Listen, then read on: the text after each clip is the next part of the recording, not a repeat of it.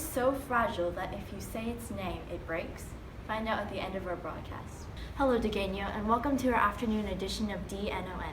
Today we'll be covering the recent news and change about the cover of the $20 bill. To cover the story will be Joyce 2. Thank you, Joyce 1. News has come out that the face of the very commonly used $20 bill is to be changed from the 7th President Andrew Jackson to the civil rights icon Harriet Tubman. A nonprofit women's organization called Women's on 20s have been working towards this movement and have finally been acknowledged. The design for this $20 bill makeover has been revealed. The new bill design has been generally widely accepted by most Americans, but there are a select few who disagree with this change.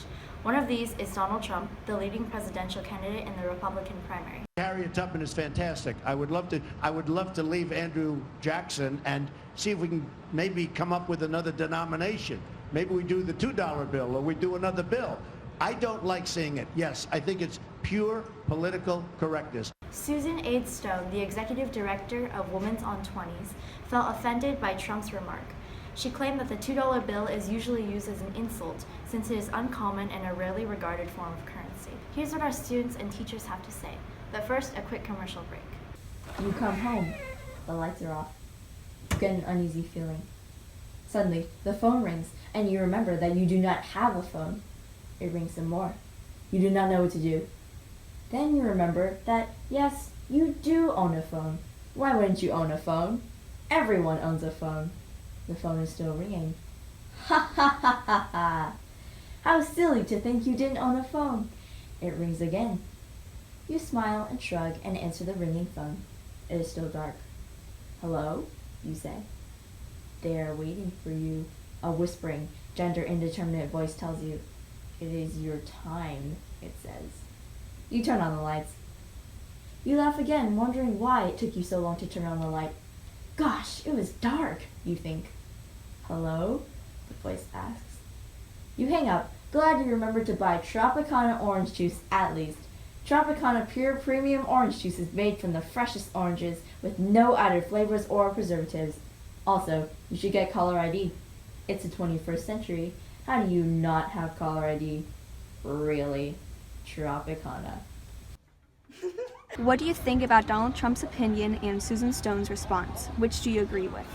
I think I agree with Susan Stone more because the $2 bill isn't used as widely as other bills, and I think Harriet Tubman does deserve to be on the $20 bill. I don't really have a strong opinion either side. I think that both sides have their ups and downs, but I think that they should definitely consider putting it on the $20 bill.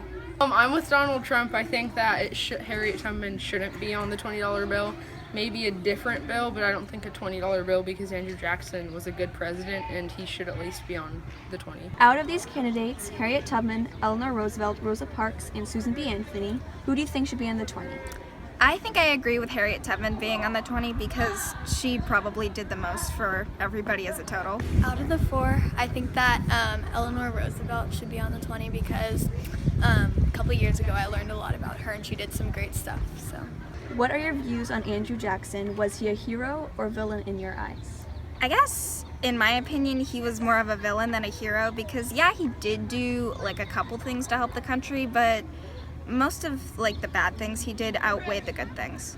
Well, I think that he's a hero. He was the 7th president, and it was very hard for him because at the time when America was still not in a crisis, but just like in a bad state and still in the creating a country phase, he helped unite them and just helped everybody. Tell us about Harriet Tubman and her accomplishments. Harriet Tubman was an awesome African-American woman who formed the Underground Railroad and helped save the lives of roughly 300 slaves during that time. She got them into freedom in Canada. As to the question of Harriet Tubman and her contributions as an American, she was raised a slave in Maryland, which was a slave state at the time. It was a time in which, of course, the North and the South were at odds over the question of slavery and other economic issues. Harriet Tubman found out that she was about to be sold deeper into the southern geography to the south, further south, and she decided that this was the right time for her to try to escape to freedom. Do you think Harriet Tubman is a good candidate for the face of the 20, or would you keep Andrew Jackson? I think Harriet Tubman's an excellent candidate. I'm really excited to see a woman going on the 20, and I think her accomplishments are amazing, and I think it's about time we recognize her. So yes, she's an amazing candidate. Harriet Tubman is a terrific candidate for being honored on the $20 bill. Personal qualities, her qualities of character, she's a hero. I asked my students what they thought about Harriet Tubman being on the $20 bill, and the majority were highly in favor of it. I think that Harriet Tubman's face on the $20 bill is a great idea because she will be the first lady in many years to be on a dollar or coin. Harriet Tubman will also be the first African American on a dollar bill or coin, which makes me very proud. What are your views on Andrew Jackson? Was he a hero or a villain in your eyes? Excellent question, and I think the answer is not black and white. I think Andrew Jackson, for the common, ordinary, white citizens of the U.S. at that time, was definitely a hero.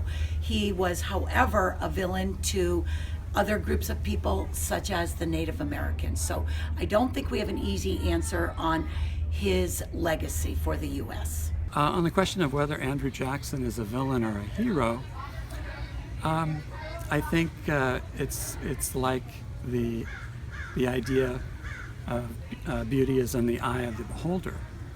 If someone wants to see heroism in Andrew Jackson, then there is evidence that one can find to support that view. If one wants to see Andrew Jackson as a villain, there's evidence that one can point to that will support that view. Back to Joyce 1. That's the end of the broadcast. The answer to the riddle, what is so fragile if you say its name it breaks, is